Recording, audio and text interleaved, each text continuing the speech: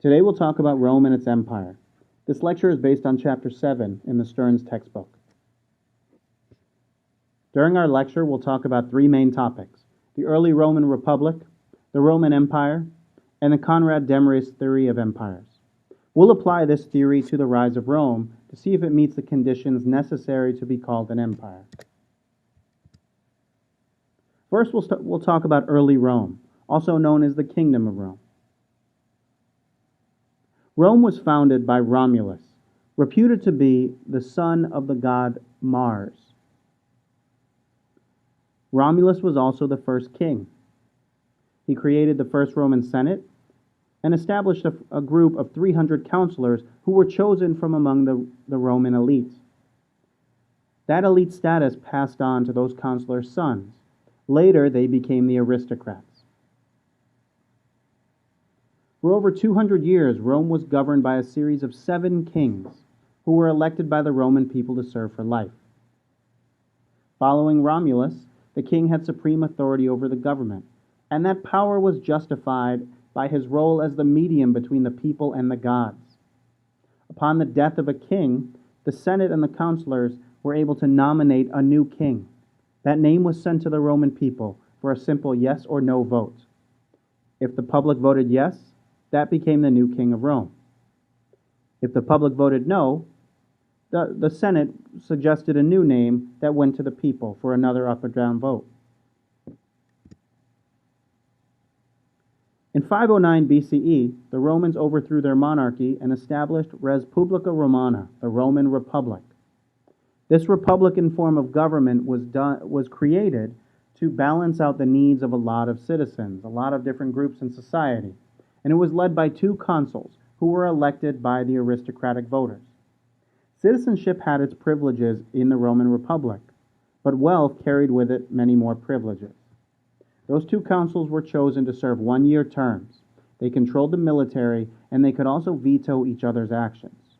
That prevented any one person from becoming too powerful, as they had during the kingdom.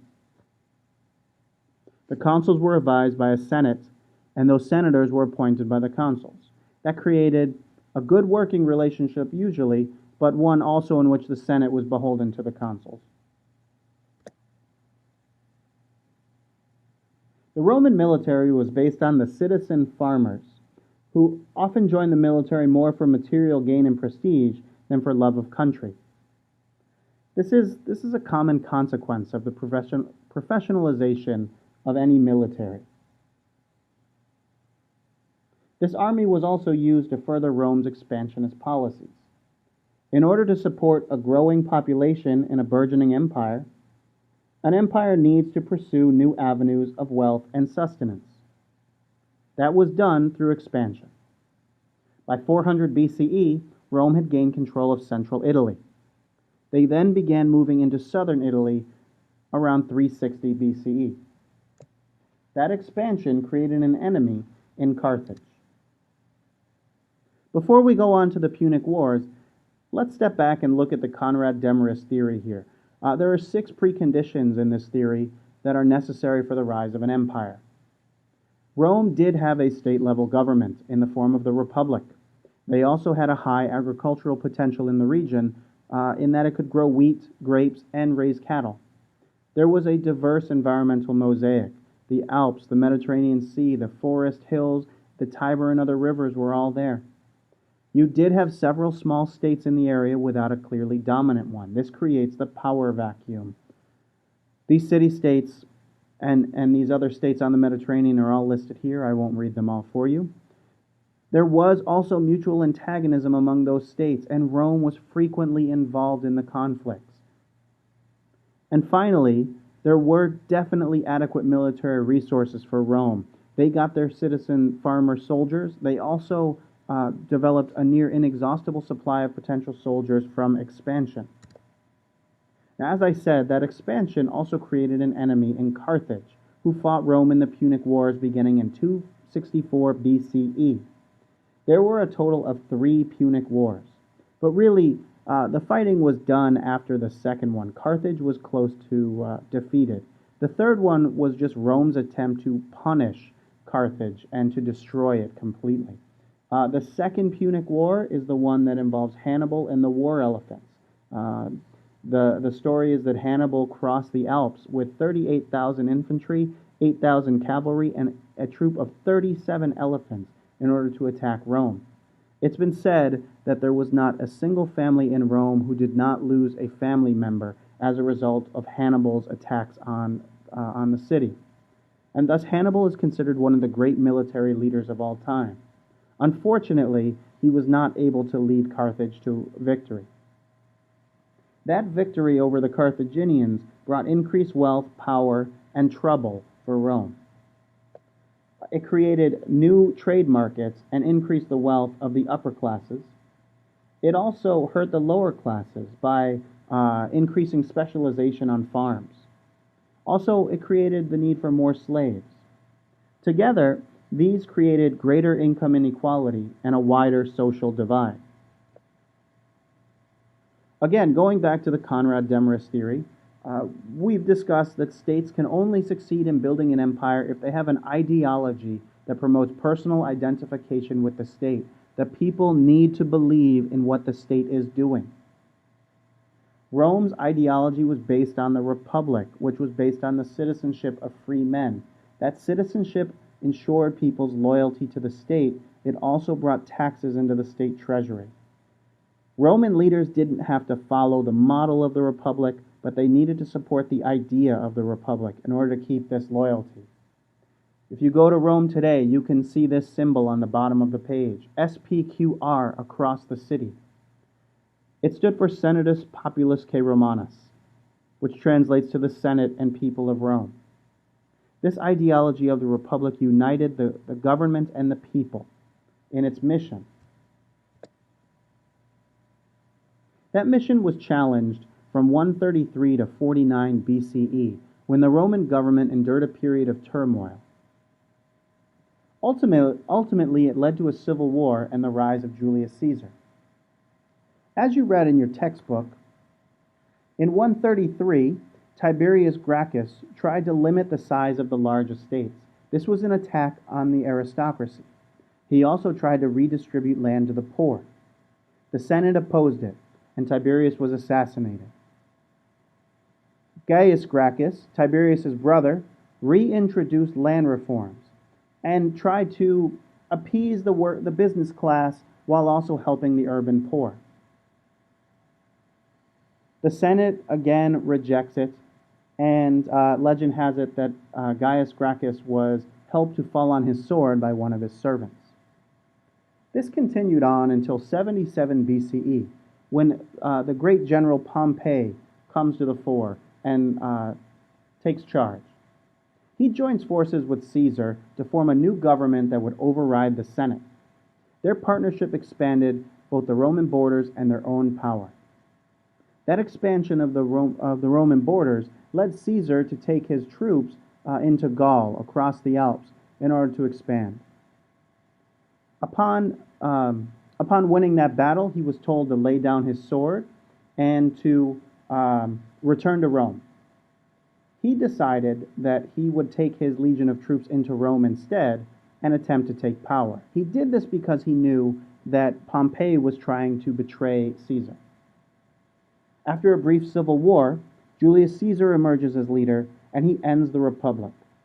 Again, the Republic ends in 49 BCE with the rise of Caesar. Caesar reforms the government as well as Roman society. He's named dictator for 10 years, then for life.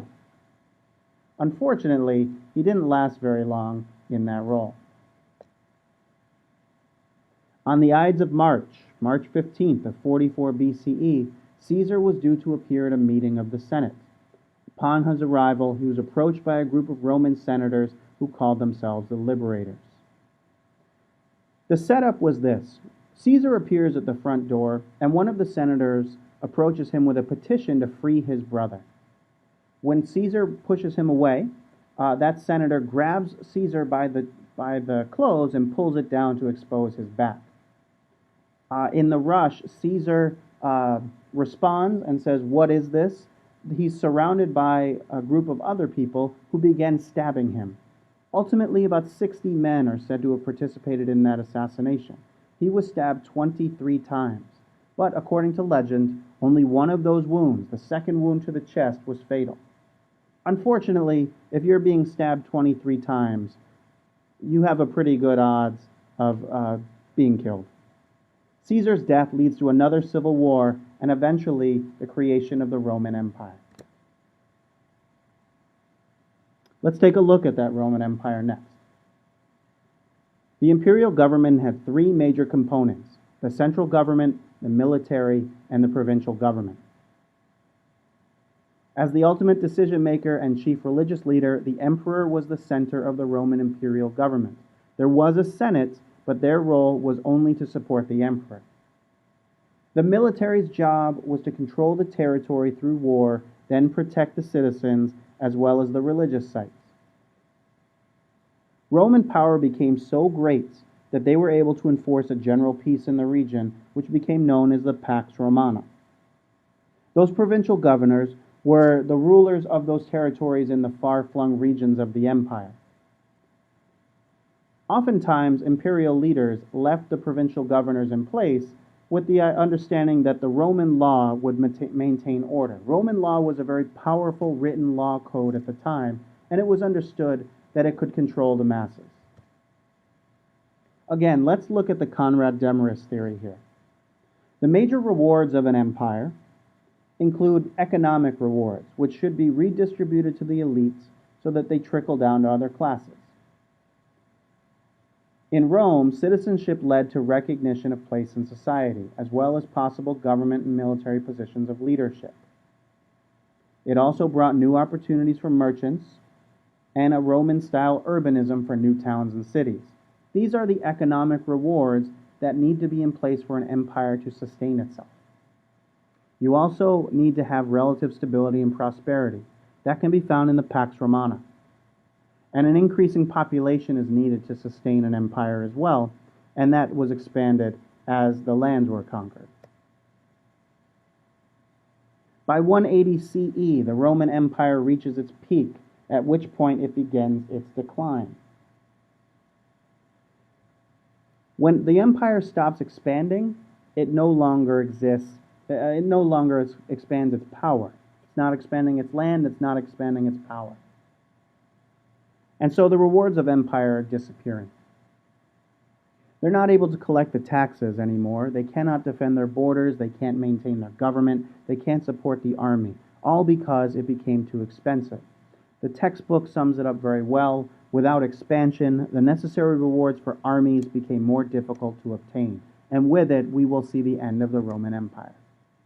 And here, let's reapply the Conrad Demarest theory to see why empires fall. The first part is that the ideology of expansion and conquest leads to attempting new conquests beyond practical limits. As military service became less desirable for the citizens, they began to bring in foreigners. That created increased dissatisfaction and dissent among the people. The tax model had been changed. Instead of requiring specific amounts of taxes, it allowed the towns to pay whatever tribute they liked. As the people became less satisfied, those tax revenues fell, the tributes fell, which further worsened the problem of being able to pay for military soldiers. As the soldiers decrease, safety decreases as well, and that allows for attacks from some of the nomadic warriors. Another condition of the fall of empires is the lack of new conquests, which erodes the economic base and lessens faith in the ideology that originally supported the empire. Here we see that soldiers lost faith in that ideology and shifted it to their generals and their officers rather than the state. Again, this is a common consequence associated with the professionalization of an army. Soldiers lose their love of country and instead begin putting their faith in their leaders and their brothers in the battlefield. Third, rebellions would come from within or challenges from without. By the end of the 5th century CE, Germanic tribes had sacked several cities near the borders and finally Rome. That's the end of our lecture for today.